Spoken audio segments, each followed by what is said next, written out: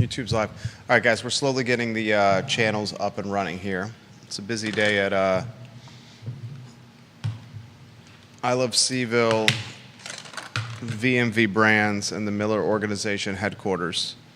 So please bear with us as we get things rocking and rolling here. Can't believe it's Thursday already. The week is flown by. The Thursday, was this a shortened week or no? It's all muddled together. I don't think this was a shortened week, was it? It was definitely not. It was not no holiday this week. What's the next holiday?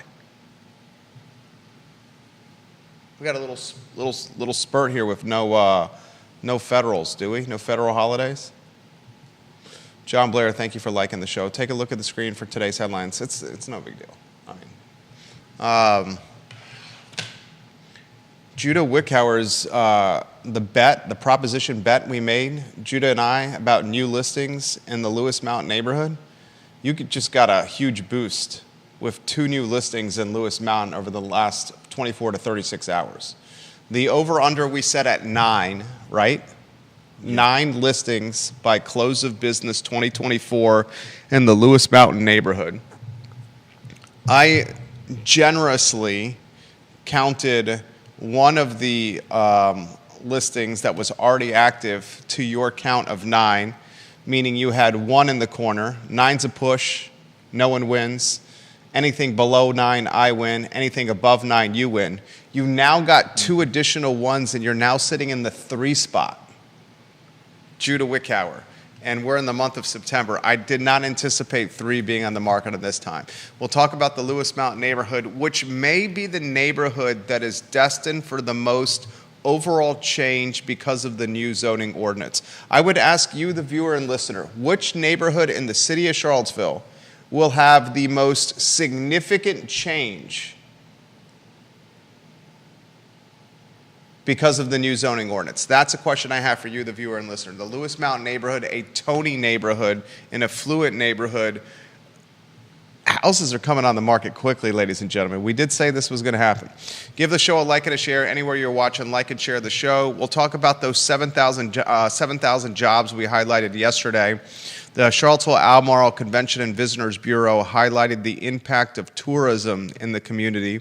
In 2023, nearly $1 billion of impact in tourism in 2023 for Charlottesville and Albemarle County alone. That nearly $1 billion in tourism spend generated 7,000 jobs in Charlottesville and Albemarle County. We're going to call those jobs a blessing and a curse. We'll talk about that today. We'll highlight the fact that the Friends of Seville nonprofit, a champion for downtown Charlottesville, is launching a new program on the I Love Seville network today. Greer Achenbach has got a host of stakeholders on the Downtown Spotlight, 2:30 p.m. today, depending where you get your podcasting or social media content. This show is going to be on all over them. Judah, I'm going to ask you which headline now is most appealing to you, and then when the cameras go on, I'll ask that as well.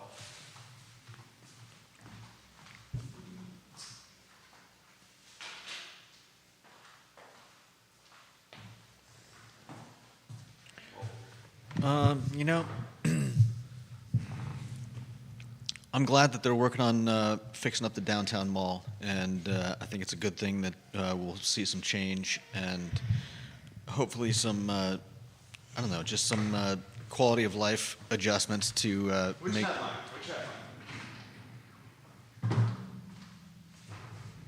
Make the downtown mall H2O fountains more dynamic. The headline most appealing to you is the water fountain making them more dynamic on the mall. I think we should make the water fountains more dynamic as well. We'll talk about that today. A lot we're going to cover on the Thursday edition of this Fine and Fair Talk Show. Like and share the show. Vanessa Parkhill, thank you for watching the program. We appreciate you very much. We got the local TV station, a local newspaper watching us right now. Vaughn Romer, thank you for watching the program. Judah Wickhauer, we can rock and roll when you're ready. Quiet on the set.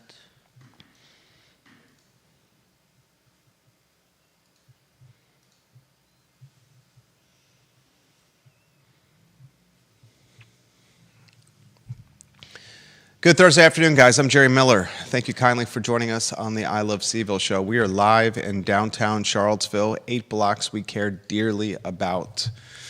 Our headquarters have been in downtown Charlottesville for 16 plus years now, not only where we operate our business, but where we also own real estate, where we volunteer our time, where we try to champion in 8 blocks that is the most critical and important in a region we call Central Virginia that's 300,000 people strong. We will showcase that influence and importance of downtown Charlottesville throughout the day today.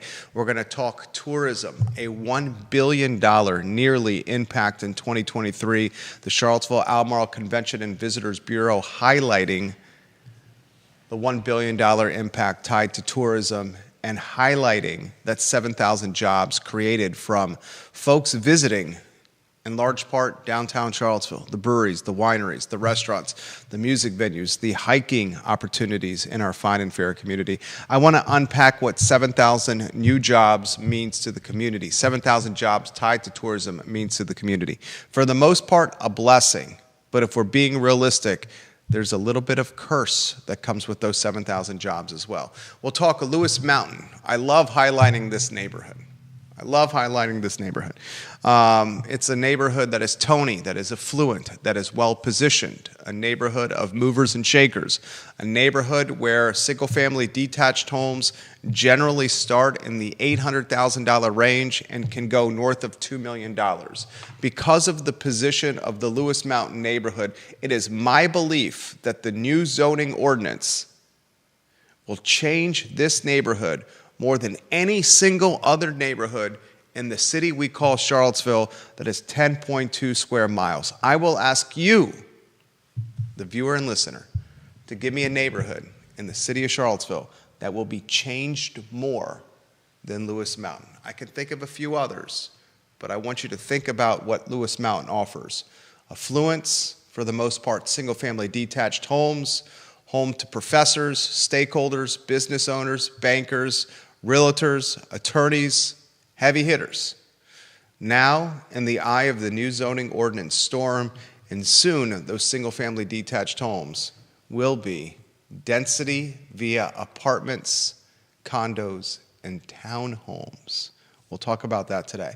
I want to highlight on today's program a movement that's happening of making downtown Charlottesville more dynamic, more engaging for families, for walkers, for passerbys. It's a park. Downtown's a public park. Many put their hands in the air and they say, we need benches. We need more opportunities for families to come down and to enjoy downtown when it's not necessarily spending money at the restaurants and bars that we love so dearly. We've talked about benches. We've talked about family activity.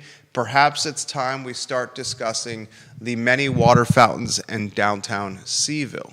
Should they be positioned differently? Should they be more interactive, more engaging? Should they have more of a human element?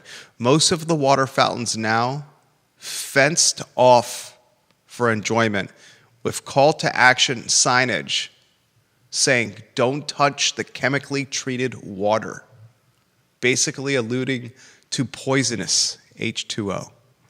I want to highlight that on today's program. I'm going to ask you this question, viewers and listeners. If the University of Virginia football team beats Maryland on Saturday at Scott Stadium, it's an 8 o'clock kick on the ACC network. The Terrapins, a 2.5-point favorite. The over-under is moving.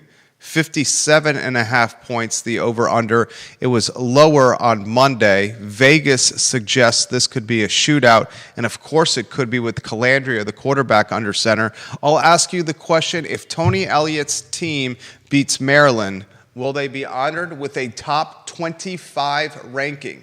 The Who's have not started 3-0 to begin a football campaign since 2019 when they won the Coastal Division. If they start 3-0, are they in the top 25? If they're not in the top 25, is Tony Elliott's team in the receiving votes portion of the polls? I want to unpack that today, and I'm very excited, ladies and gentlemen, to highlight a new show coming to the I Love Seville Network, the fabulous Greer Achenbach is going to be hosting the show. It's the Downtown Spotlight, where she will conversate and interview stakeholders of merit that are driving positive impacts for the 8 blocks we call the mall. That show, 2:30 p.m. today on the I Love Seville Network, a cast of talented characters on her lineup. Judah Wickhauer on a 2-shot as we give props to Pro Renata. If there's any kind of visual imagery we can put on screen for Pro Renata and soon Mexicali, that would be much appreciated. John Shave and Pro Renata are doing awesome things. Pro Renata, the last 2 weekends, my family and another family have spent at what has become a family-centric sports bar in Crozet. They're brewing the beer now in the old Skipping Rock location in the Shenandoah Valley. They're doing real estate development, restaurant development, brewery and bar development in downtown Stanton. Crozet is a location that's got playgrounds, fire pits, it's got outdoor offerings, live music, pizza by Dino's, ice cream by Muthru, and some fantastic beer. Remember, Pro Renata secured the brewer from Basic City just a short while ago. So that beer is elevated, upscale, and talked about. And how about Johnny Ornalis at Mexicali Restaurant, River Hawkins at Mexicali Restaurant, and the Flats, a 10-year anniversary for the Flats, 50 parking spaces on site for Mexicali. Guys, if you haven't been to Mexicali Restaurant, you are missing one of my favorite dining experiences in the region. I sincerely mean it. It is a plus. Judah Wickhauer, my friend, which headline most compelling to you and why before I get into 7,000 jobs from 2023 that could be a blessing and a curse for our fine and fair Charlottesville footprint. My friend, the show is yours, Judah. Like I said, I'm interested in the turnaround for the downtown mall. I think the downtown mall has a lot of potential, and I see a lot of it wasted. And it would be nice to see it looking better and bringing more people around. So the headline for you was the water, the fountains. Is that the one? Yeah, I was just walking by that big central fountain the other day, and I was thinking, in every big city I've ever been to, the one thing you can always count on in a fountain is coins. There's like a handful of coins in that central fountain, and it just feels like it just feels like such a wasted space to me. It's a big, interesting looking space, but there are no seats near it, and it just kind of becomes a background element that people walk by and don't really pay attention to, and I think that's kind of sad. I like it. Why don't we try to make the water fountains that, when I first started here as a student at the University of Virginia in 2000, were a very different experience for passerbys on the mall. I remember watching kids wade in the fountain at Central Place in front of Ludwig Kutner's. I would say one of the most critical components on the mall is what Ludwig owns, where Zocalo and Petit Pois and his apartments are located. What is that, the Corner Juice right there? Yeah. Or the Juice Bar. It might not be the Corner Juice, but the Juice Bar right next to Zocalo. Let's make the fountains more dynamic. Right now, they're fenced off, many of them, and they have signs that highlight that they're chemically treated, basically appealing to mob fear. Poisonous H2O here. Keep your kids out of them. One thing the mall needs, I talked about this on LinkedIn with John Blair. One thing the mall needs is an experience that caters to families and their kids. One of the reasons my family is very much enjoying our time at Pro Renata in Crozet, there's a playground. My wife and I, the couple, Alex and Missy, we hung out with this past weekend, we were enjoying hazy IPAs and lagers while our 4 kids were playing on a playground. It was an experience that catered to the adults and the kids. Yeah. I'm going to ask you this question. If mom and dad, 2 couples met on a weekend and they said, let's go downtown, The couples, the adults, are going to find something to do. They'll try cocktails. They'll try food. They'll go shopping. They'll go in the restaurants. I want to sincerely ask you this question. What are the kids going to do on the 8 blocks we call downtown? They may go to Decades Arcade, a fantastic addition to downtown Charlottesville. Love what Lindsay Daniels and the Decades team are doing. Okay? They may go to the Discovery Museum, although that is certainly capped from an age standpoint. I'd say maybe that's 5 or 6 and under. Yeah. Besides that, what are the kids going to do? John's made this point in the past. I think he made this point on Twitter. He bought a football. He and his son were throwing it around the mall a handful of years ago. And as they were throwing the pigskin up and down the mall, passerbys and folks were looking at him like, hey, what are you doing? You don't throw this football in this public park. That's uncouth. That's not cool. Now, I want you to think about what I just said. A public park, a father and a son having a game of catch. And the vibe for this game of catch, while the family was looking to patronize and spend, was one of resistance and friction and one of unwelcomingness. That's something that has to change. The consumer's dollar has more competition for it than ever before. This dollar has competition not only from in-person experiences, actual life events, but from the internet and having those experiences delivered to your doorstep, whether through Amazon, whether through DoorDash, whether through Uber Eats, Whole Foods, Walmart, you name it. When the competition for our spending dollar is more significant than it's ever been maybe in American history, credit card debt's high, inflation's high, things are flat out expensive. We're trying to save money to pay our bills, to put food on the table, to pay our electricity, to cover our rent and mortgage. Do we have the disposable income to get ice cream cones and slices of pizza and burgers and music venue tickets and to go shopping at high-end stores? Not all of us do. So when the consumer is so compelled to spend elsewhere, why not figure out ways to broaden the base of customers by welcoming families with kids in every way possible? I think that's one of the things that Friends of Seaville is doing extremely well. I was at the farmer's market, my wife, our 2 sons, on Saturday. And Judah, we have a tradition in our house of waking up early on Saturday morning. Our 22-month-old basically is an effing rooster. You hear of roosters cock-a-doodle-dooing when the sun rises. Our 22-month-old wakes up before the sunrise. It's like an internal clock, okay? 5:45 to 6 a.m., the boy's up. He's in his crib, he's standing, he's draped in his sleep sack, his Pampers are full, and he's got his binky in his mouth, and he's hitting the crib. We're waking up with the baby monitor, not the alarm on our phones, not the alarm on our iPhones, but our 22-month-old banging his crib, the baby monitor next to us, we're hearing thump, thump, thump. And that's how we've woken up every day, perhaps for the last 22 months. I walk downstairs, my wife walks downstairs, we immediately put some coffee in the pot.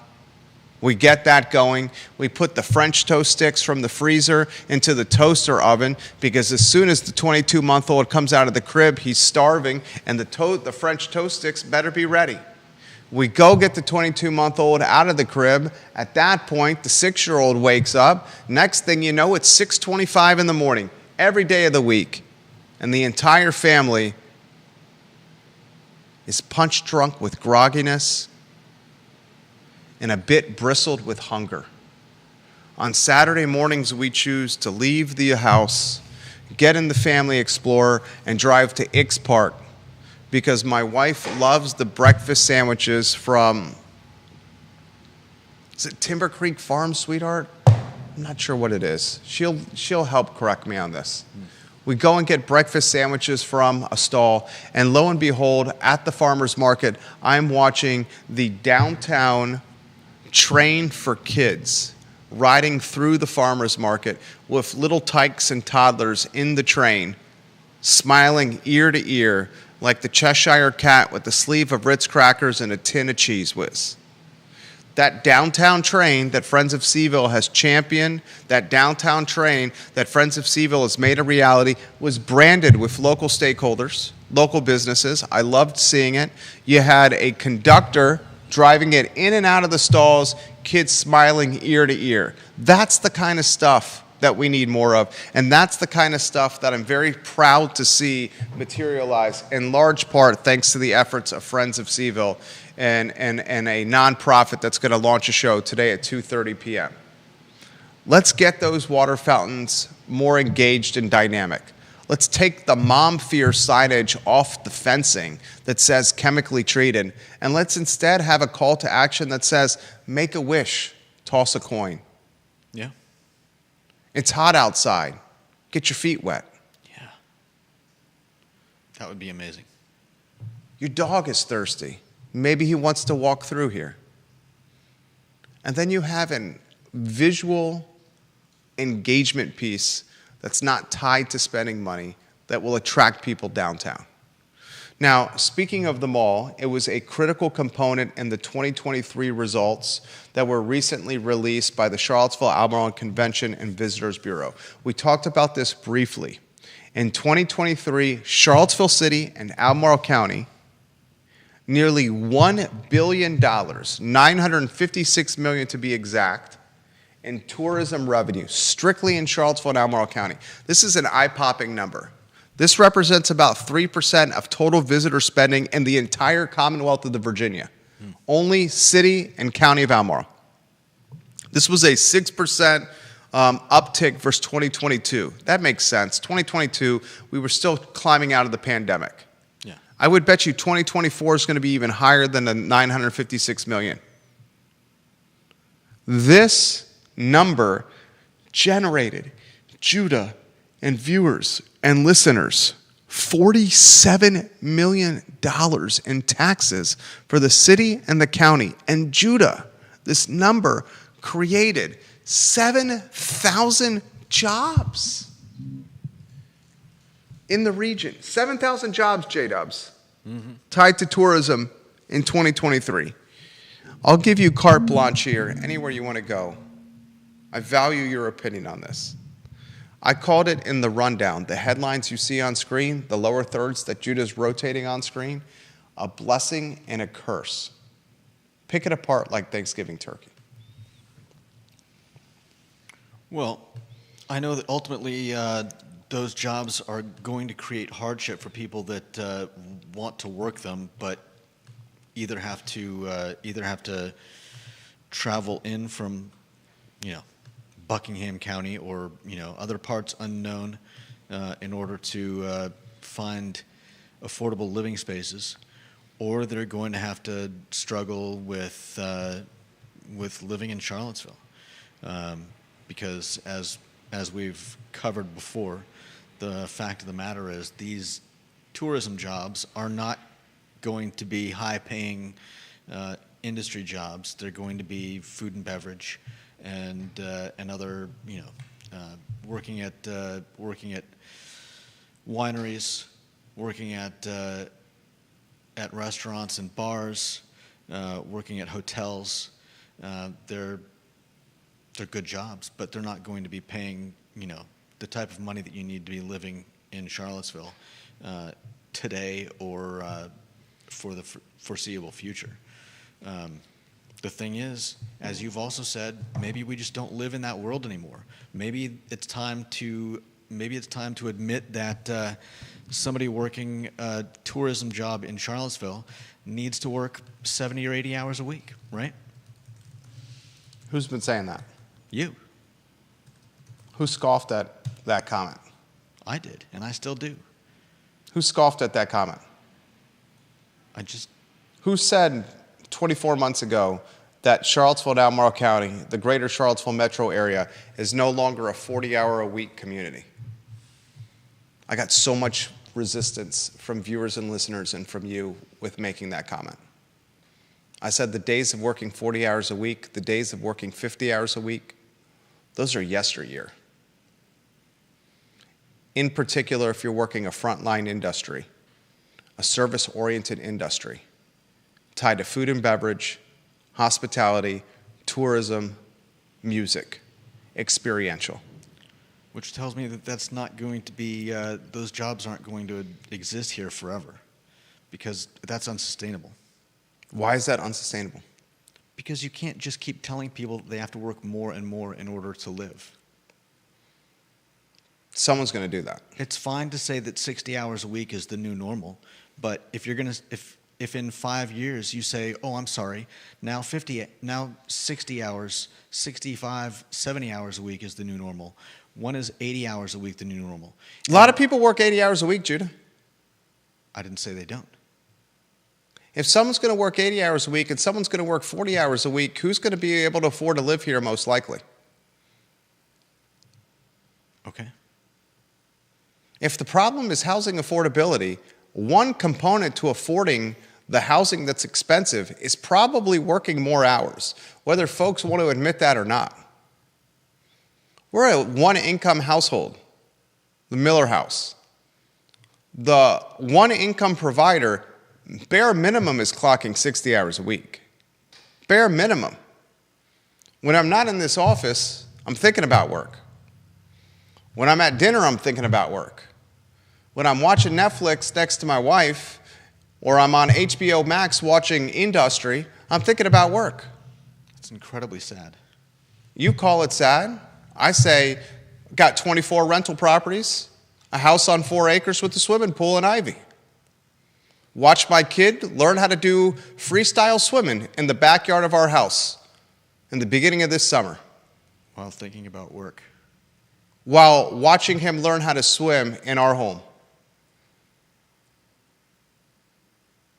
Beauty is in the eye of the beholder.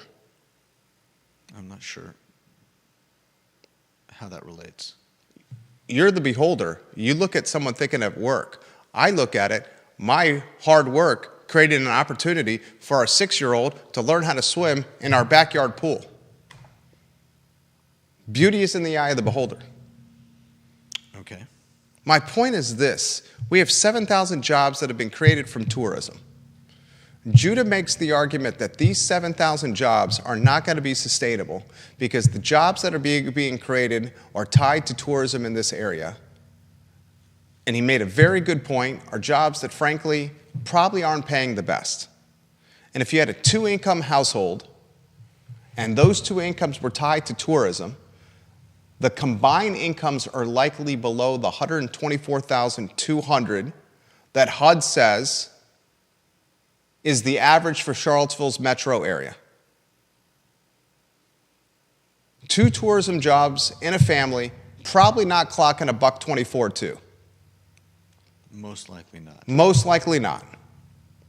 So that family has to do one of 2 things. Work more hours, or as you've pointed out, move to Buckingham or the outer counties and commute to work. The problem with doing that is, I don't know if you see it this way, but I see a 90-minute commute or a 1-hour commute or a 45-minute commute from an outer county to the epicenter of employment, Charlottesville, as work. Yeah. I see that as part of the workday. It's also part of the expense, and eventually you get to the point where you go far enough and you're essentially, you might as well buy a place that you can't afford in town because it's just as unaffordable to drive that far. There you go. And the odds of buying it are probably not realistic. Yeah. Most likely it's you're renting it. So here's the double-edged sword, the blessing and the curse. 7,000 jobs tied to what is, I mean, the $1 billion tied to tourism, according to the Charlottesville Albemarle Convention and Visitors Bureau, is below the $1.3 billion that the defense sector has generated. A white paper that was commissioned by the Chamber of Commerce, Albemarle County, and the city of Charlottesville found that the defense sector in our region generated $1.3 billion in economic vitality. So tourism most likely is your second slotted industry of economic vitality. I would love to see someone commission a white paper to determine the economic vitality or the money that's generated from real estate. We don't know that number. We do know that the defense sector did $1.3 billion, and now we know that tourism has done 950, what's the exact number? 956 million. So we're going to use data here based on facts and data. An analysis commissioned by the Chamber of Commerce, Albemarle County, and City of Charlottesville says defense did $1.3 billion. An analysis done by the Charlottesville, Albemarle Convention and Visitors Bureau said tourism did $956 million. I'm going to put tourism in the 2 slot. If we're comparing and contrasting the impacts of defense sector economic vitality with tourism economic vitality, there should be a couple of significant points to highlight, okay? The first point to highlight, the jobs associated with the defense sector and the $1.3 billion with the B economic impact are high-paying jobs. Mm-hmm. 6-figure salaries. Yeah. 6-figure for one person. To put that in perspective, Northrop Grumman is opening up a $300 million facility in Waynesboro, and the average salary for people in that Waynesboro facility is $94,000. That's going to come to market in the next 12 to 24 months. Tourism, not a chance in HE double hockey sticks, my friend. Yeah. Do those jobs generate 6 figures? Not a chance in heck. Second, this is important to highlight. With tourism, the strain on infrastructure is probably a bit lighter than the strain that's associated with the defense sector. With tourism, people visit the community, they bring their credit cards, their Amex, their black cards, they spend money, and they leave. They're not taxing our roads, they're not taxing our schools, they're not taxing our water.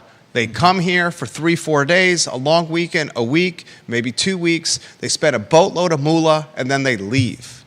Defense sector, the folks tied to the defense sector in the $1.3 billion, they're living here.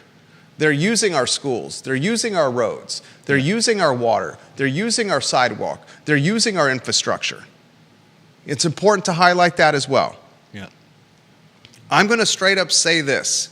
It's easy to get enamored with numbers, and statistics can be positioned in any which way to tell a story. And the stats that are being positioned by the CACVB, which does phenomenal work, 956 million tourism 2023, 7,000 jobs tourism. They're positioning the tax justification or the tax ROI, $47 million for Charlottesville and Albemarle County. This is damn good stuff. We should champion this. And for the most part, it's really, really good. But if we're unpacking it, the 7,000 jobs that come from tourism and $956 million in 2023 are undoubtedly in the affordable housing crisis in that category. Mm-hmm. And a good chunk of this tax revenue, this $47 million in local taxes, a good chunk of that is going to solve the problem that's tied with the 7,000 jobs created by tourism. City of Charlottesville just gave a bridge loan to Habitat for Humanity and PHA to buy a mobile home park. That bridge loan was over what? $7 million because there was an offer from an unknown entity for $7 million for the mobile home park. You put that in, and that $47 million in taxes that was generated, right? City of Charlottesville just bought a plot of land on High Street from Wendell Wood, kept Bo Carrington from building apartments over there. Mm-hmm. Turned it into a park instead of housing. You take that from the $47 million, don't you? It's important to take a deep dive on stories and not just be enamored or hypnotized or romanticized with headlines. That's what we try to do here at the Water Cooler of Charlottesville. Let's go to number 1 in the family, Deep Throat. Then we'll go to number 2 in the family, John Blair. Number 1, I love the economic development people beat their chest about the $40 million of tax impact. Deep Throat says, but are studiously silent about the tens of millions we have to pay for social services and affordable housing for the underpaid workers. The blessing and the curse is right there. You see what he's saying? Mm-hmm. You pound your chest about the $40 million tax impact, but you keep it on the hush-hush. What you're paying on the other side for social services and affordable housing because of the 7,000 jobs created with this industry. He also adds, an industry of this size and on this wage scale is not sustainable. The industry should be more expensive and smaller. Your point. Yeah, I mean, it eventually will be. More expensive and smaller. What does he mean by that? Being able to cover its own cost. And more expensive and smaller means less workers, not 7,000. Cut that number down. You pay them more and they work longer hours. And to pay them more, you're going to have to charge more. Hotel rooms go up. Music tickets go up. Cost of a steakhouse burger at Citizen eclipsed 20 bones. The grilled cheese that you so dearly love at Jack Brown's, Judah turning into the mayor of this saloon on the downtown mall. What's it, $4 now? Yeah. Get ready for that to 2x. And he closes with this, Deep Throat. You have to be careful of this partial equilibrium economic impact analysis.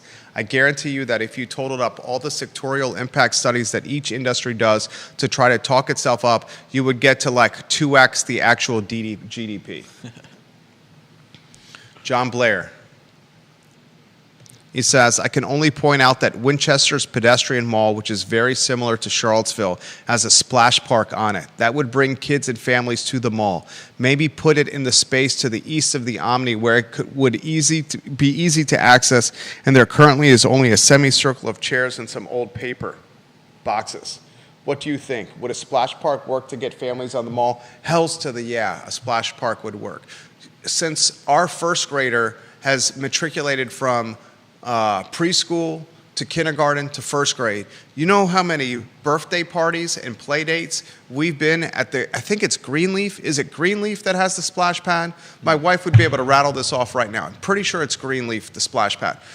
I have been to this splash pad. Is it Greenleaf? Can somebody help me out? I have been to this splash pad probably a dozen times personally. I would not be surprised if my wife has been to that splash pad 4 or 5 dozen times for birthday parties and Greenleaf and get-togethers. Thank you, Deep Throat. The splash pad is clean. It gives the kids 2 hours of something to do outside and off screen, and the parents can hang out under the shelter drinking their iced coffee, or maybe they're a little bit mischievous and using a black Yeti cup with I Love CVille branding in it and have an Emperor of Clouds inside. No one knows because you're drinking out of a straw.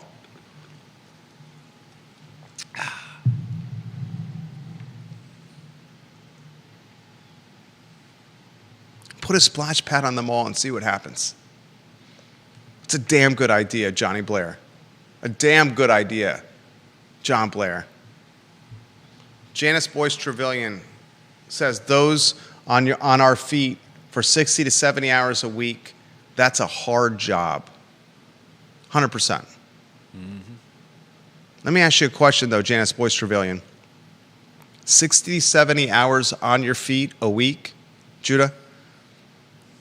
Working in tourism?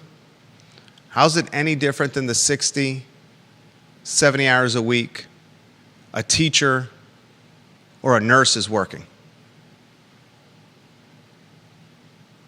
My grandma, love her dearly. Her name is Betty. Educated at the University of Richmond before it was the University of Richmond. U of R used to be a women-only college, and then there was the male college. I'm drawing a blank on what the woman-only college was named.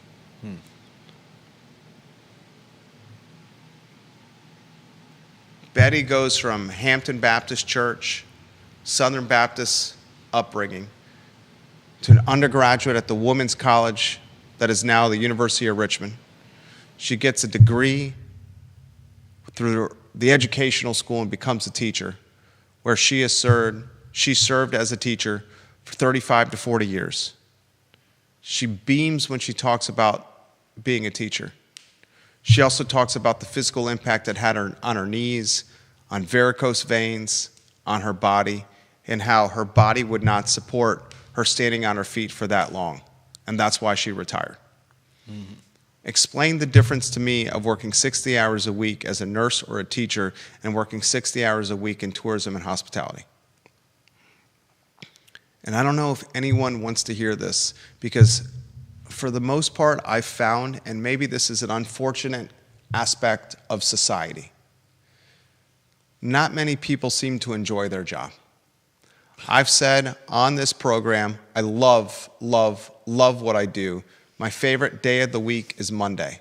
I say this to my wife all the time. She said, Jerry, you created the company and built the job around what you like to do. That's not the norm. And I appreciate that. I appreciate that. But it's called work for a reason. If it was fun, it would be called fun. And you laugh and you joke over there. I laugh because it's funny. I'm not making fun of you. People don't say, let's go to fun. It's Monday. It's 8 a.m. I have to go to fun.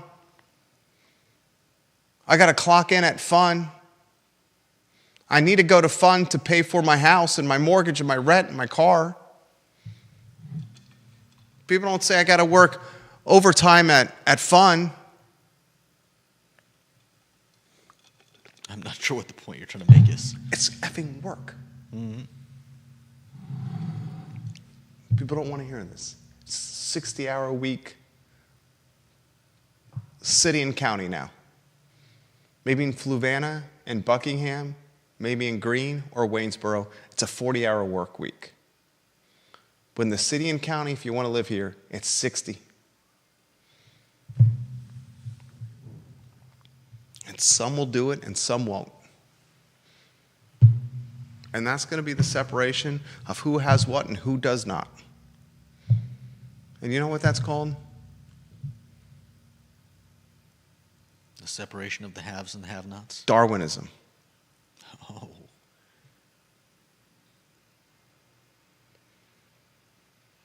Go on. The capitalistic version of Darwinism. That's what that is. West Hampton, Holly Foster and Henrico, that's exactly where she went. Thank you, Holly Foster. She's a proud West Hampton graduate, Betty, my grandma. Thank you, Holly Foster. Bingo. I drew a blank on that. My grandma would say, shame on you, Jerry. She's a proud West Hampton graduate and a proud University of Richmond supporter. You talk about one of the most beautiful campuses in the Commonwealth of Virginia, University of Richmond. I'm getting off track. That is a paradise in Richmond. Now, you're going to pay for it. It ain't cheap to go there. But you come out of U of R, University of Richmond, with a degree, you have a networking opportunity and an alumni base that will champion and support you from now until the end of your working time. Oh, sorry, your fun time.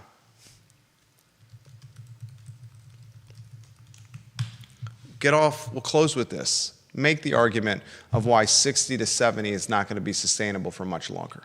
Because we're about to make a very poignant argument. Because, I mean, it's the progression of things. You can't just add more hours to someone's work week every year and say this is the new norm. I mean, your hours are capped. Yeah. You're clocking 43. And I'm making a set amount. That's increased every year. Homeowner, now you do have some advantages. You're frugal. You're an excellent saver. You don't have kids. Those little things are expensive as all get out. Mm-hmm. But you get above cost of living raise, no matter performance. We're not going to go down the road of this because confidentiality, and I have too much respect for you.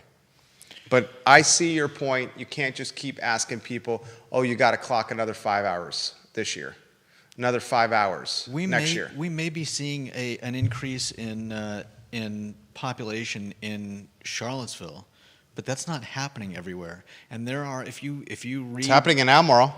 yeah, I don't care. That's not what I'm talking about. The fact of the matter is, that's not because more people are having kids. That's because people are moving here. Yes. It's not a natural increase in population. It's a rebalancing, if you will. And the fact of the matter is, if you read the tea leaves, there are a lot of younger people who are just straight up saying, we're not going to have kids. We can't do it. Because because people like you are going to say, look, I'm sorry. Not everybody is out here saying that, I'm sorry, it's a 60-hour work week now. If you're working less than that, then get the hell out of town. That's not what I'm saying. I know you're not saying get the hell out of town. I'm saying that's okay. I'm being hyperbolic. Okay. But the fact of the matter is, there are a lot of people that see your viewpoint and say, look, I'm just going to live out the rest of my life and not participate. Okay, and anyone. Yeah. But the thing Fine, is, do that. But Jerry, our entire way of life, the United States business model, is based on having more people and more people and more people. If that stops, you're going to see more and more of this. 7K tourism jobs is a blessing and a curse because people can't survive. And I don't presume to know how things are going to change. I presume to know. Okay. But finish your thought. No, go ahead. You know how the 7K tourism jobs are going to change? I agree with you that the sustainability of someone being paid $12 an hour, $15 an hour, $17 an hour, $20 an hour, $20 an hour, 40K, kids, a wife, mortgage, going to be challenging. Those positions are going to evolve into digital positions cannibalized by digital AI, kiosks, ordering apps, smartphone technology. You disagree? Oh, no, I was laughing at your pronunciation of kiosks. You disagree with that? Well, but see, then the problem is going to get worse. How's the problem going to get worse? Do you see that? How? You're talking about how 7K tourism jobs is a blessing and a curse. What would happen in Charlottesville if there were no 7K tourism jobs? Tourism would still chug along. People are still going to go drink $35 a bottle of wine at Keswick or King Family. People are still going to hike Humpback Rocks or go see Disco Risque at the Southern. I'm not sure what hiking Humpback Rock has They're to do still with going to go to the tourism music jobs, venues and spend money on the downtown mall and still go to the John Paul Jones Arena and Scott Stadium for Tony Bennett and Tony Elliott. And they're still going to bar crawl from Mexicali to Public to the Whiskey Jar to Draft Tap Room. Damn it, is the beer coming? When is the beer coming? People are still going to come. It's just they're going to be served differently. They're going to be served digitally. They're going to be served through phones and ordering apps. The tourism's not going to stop. Just the population's going to become more homogenous and even deeper wealthy. That's all that's going to happen. Okay. I've said on this program so many times, Charlottesville is a resort community, resort vacation community that had a menage a trois with a art entertainment community and a finance technology community. It's like Austin, Texas, boom shakalaka with Vail, Colorado, and Greenwich, Connecticut. That's what Charlottesville's become. You got the quirkiness and the weirdo-ness of Austin and Asheville rendezvousing with Vail, while Greenwich and FIDI jump in the middle at the end, and Charlottesville's birthed. Okay. All those economic ecosystems are chugging along. They'll just become more homogenous and wealthy and the same. And I ain't saying that's good. I'm not saying that's good. I'm saying that's what's happening. And I think we need to highlight that the tourism piece is incredibly awesome, but it also has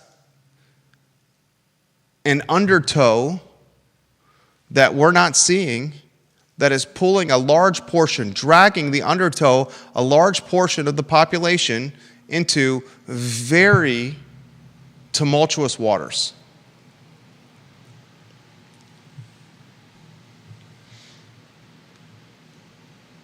Vanessa Parkhill says, was there ever a time when living in the city was affordable for F&B workers? I would say there was, right? Remember the Downtown Grill? Yep. Robert Sarver's Downtown Grill, where the Bebedero currently is,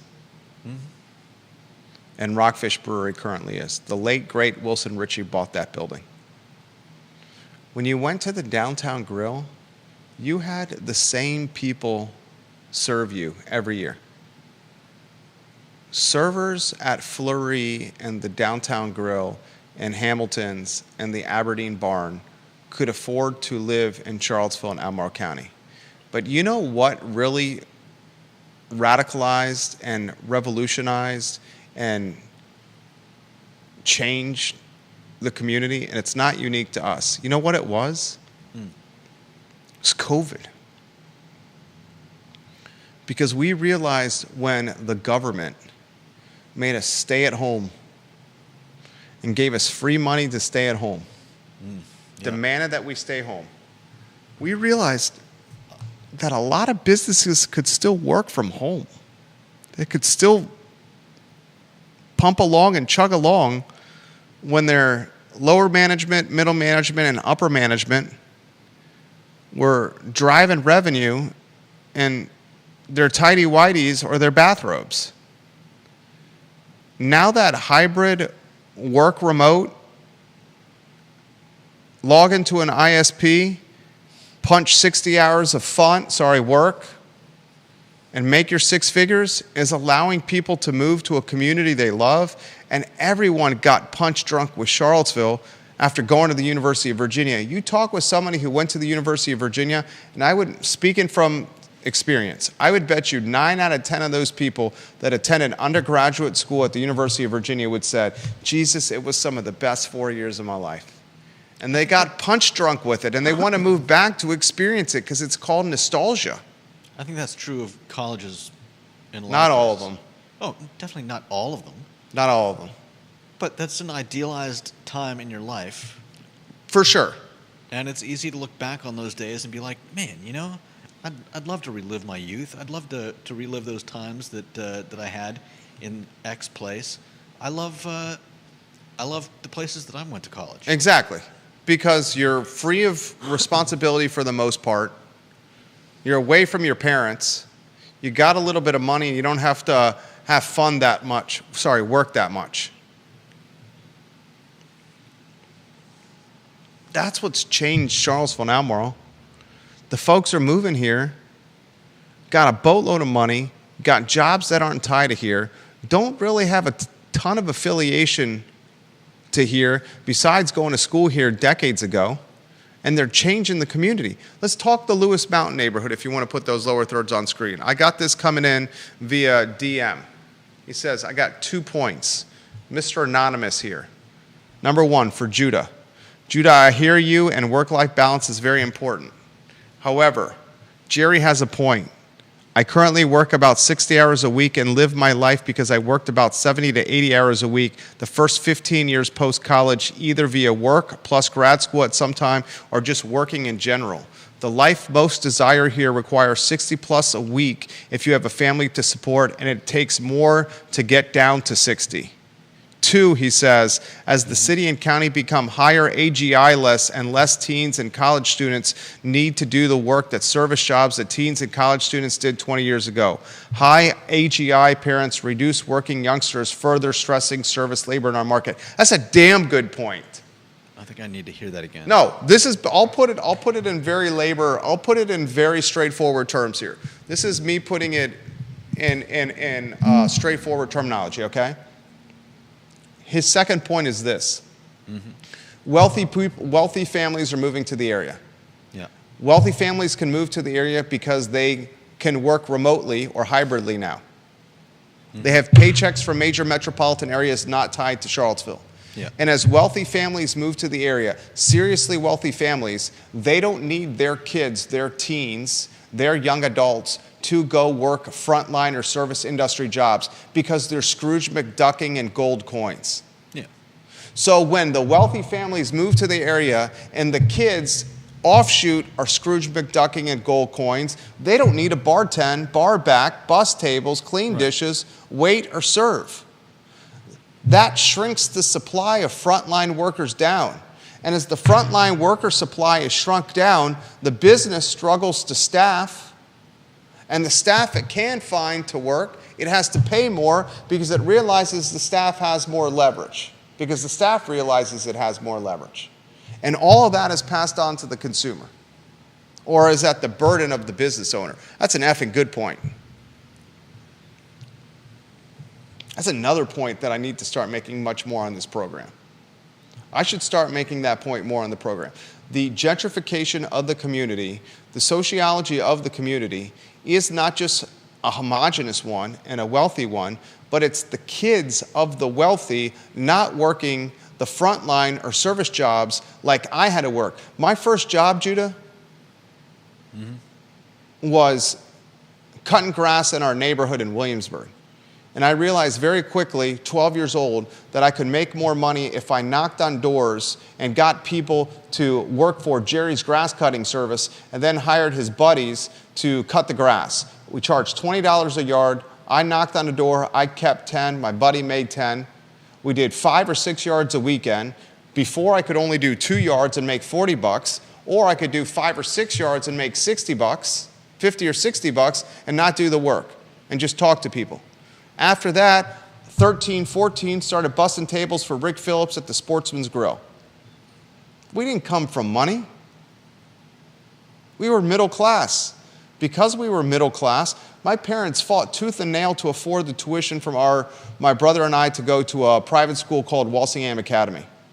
We realized at this private school, son of a CPA, that, oh my God, these people are so much more wealthy than we are. Kids driving to school in Hummers and Mercedes-Benz, Land Rovers and Lexuses. We had a beat-up 740 GLE Volvo. The reason we drove that because it was safe. Had no radio, was 4-cylinder, the air condition barely worked. We had to work. My brother worked at the Trellis as a server. I worked my way through UVA at Ruby Tuesdays and Barracks Road so I didn't have any student debt. Is that going to be the way of our kids? I don't know. One of the things that I talk about with my wife all the time. First generation success, how does that impact the generation that earned the success? A lot of people says it creates silver spoon and spoiled offspring. I hope to God ours aren't that. We won't let them be that. Go get the dog's poop from the yard. You're not above that.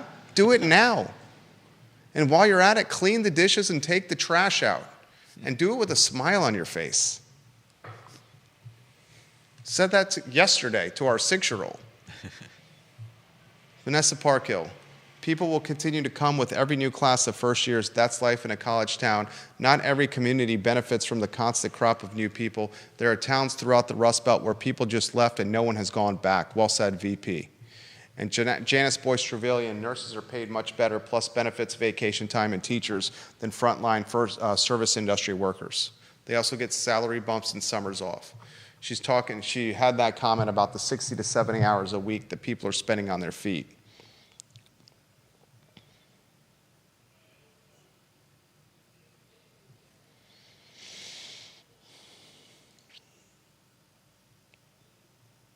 This from Deep Throat. Population shifts are always going on.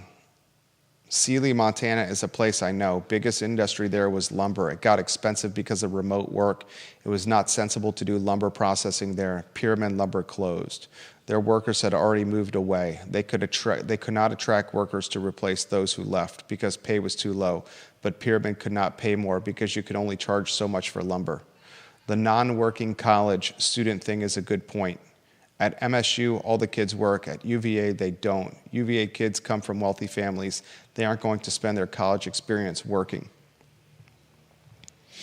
Not all of us, but many of us. Many of my classmates, absolutely. I remember working at Ruby Tuesdays, doing the day shift at Ruby Tuesdays on a Saturday. And 8 or 10 of my fraternity brothers from Phi Kappa Psi coming into the bar area, half of them with fake IDs, the other half freshly 21, some of them 22.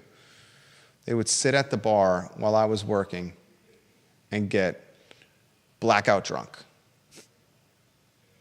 Blackout drunk. And heckle the fact that I was working the bar on a Saturday instead of watching college football, or on a Sunday instead of betting on the NFL. Stand-up people. What they didn't realize was they were using their mommy and daddy's credit card to tip 25% so I could pay my student loan debts off, and I was taking their bets on the NFL action, and most of them were losers. So I got that juice as well.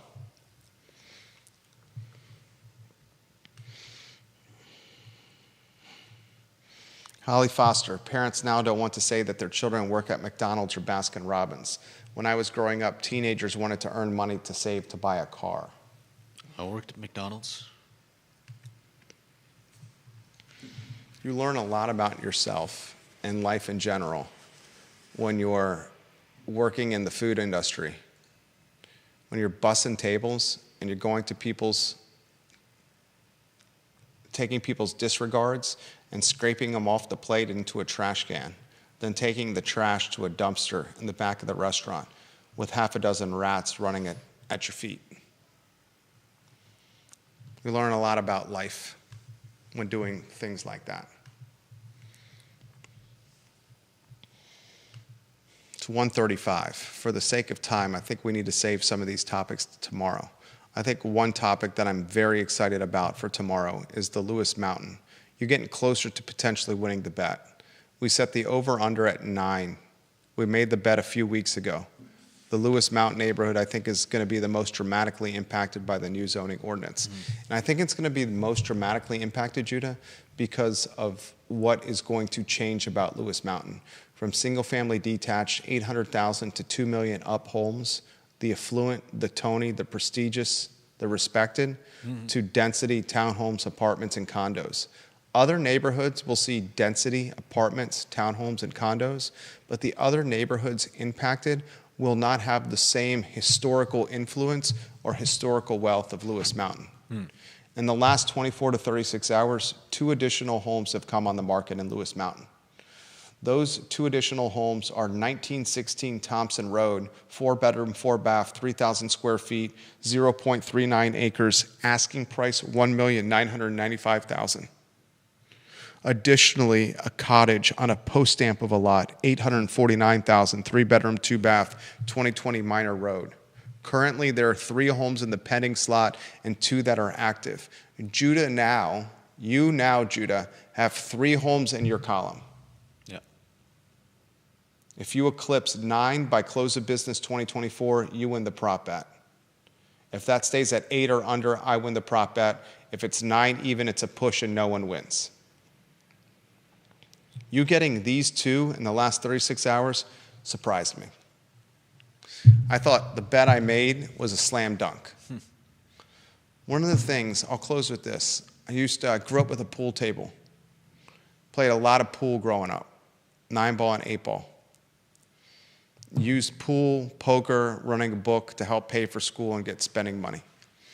I remember after college going to Miller's 3rd floor and playing one of the best shooters in the Charlottesville area. His name was Sam. Bobby Anderson, the best pool player in the area. Buster Fox, one of the best pool players in the area too. Sam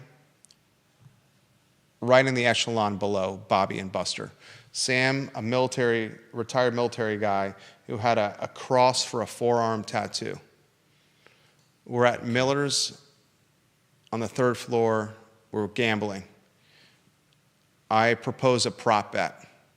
I'm playing a guy that's younger than me, that's way better than me. But the terms of the prop bet that I created were advantageous and weighted in my favor. He was a way better pool player than me. But in the framework of this deal, he wasn't going to win.